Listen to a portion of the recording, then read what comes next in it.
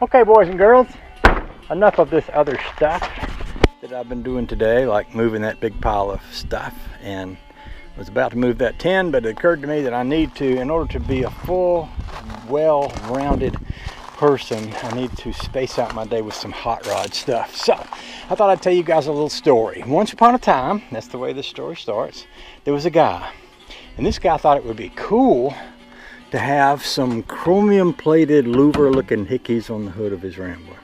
Now, in the interest of full disclosure, I can't tell you the guy's name because I don't know who it was, but I can tell you I didn't do this. Having said that, the results of that is that there is a hole, there are two holes in the hood of this Rambler through which water can pass.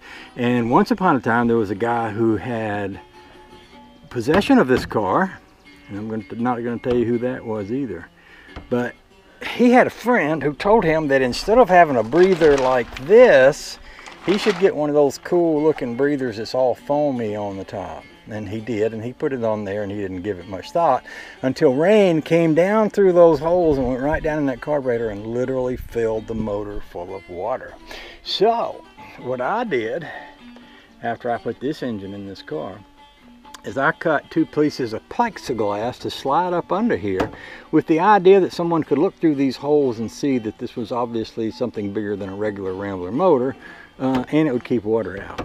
Over time, the plexiglass, well, I thought it did okay, but Josh didn't like it. He had to take it off anyway when he painted the car, and he said it fell apart when he did that. So there is no more plexiglass, but there still is two holes in the hood. So what I decided to do today, I was going to take these things off, but it's kind of hard to get all those screws out and back in because you have to have one hand on top of the hood and one hand under the hood to hold these little screws and just loosen at the same time. And you have to keep from losing any of the screws. And it occurred to me that if I just took out the front screws like this, and if I loosened the other screws, and if I cut a piece of tin that was absolutely flat and just wide enough to fit inside of both sides of this and to go the length of that, I could put that piece of tin under there and then tighten the screws back down on it without having to actually take this off.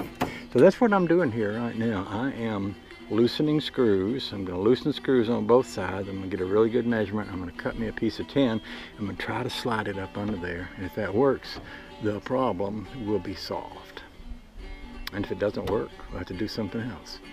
I will also say this. Bobby came over here today to take a ride and the car wouldn't go.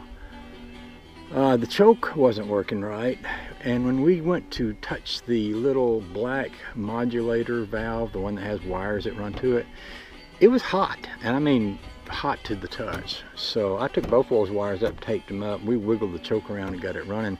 And when I got back home, after I'd let it sit and cool for a while, I readjusted the choke. And that choke has that electric thing in there, but it also has a spring which is supposed to work off engine temperature, and it was actually working the way it was supposed to. So I kind of adjusted that to about where I thought it should be, and it cranked up good after that. So what I'm going to do is let it get good and cold and then test it, and I'm going to keep playing with that choke till I get it right. I just thought I'd throw that in there since yesterday we spent some time working with fuel lines. I did put a new fuel line on this from the metal pipe that comes from the gas tank into the fuel pump, and also put a new fuel pump on it yesterday.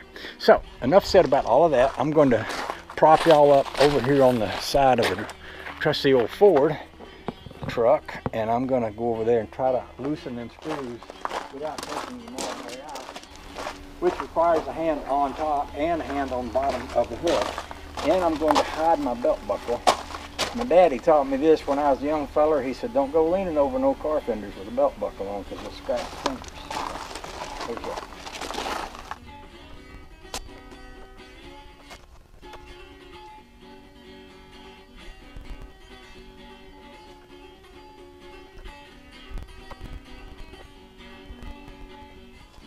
I'm going to take some measurements, cut some tin, and then we'll do what comes next.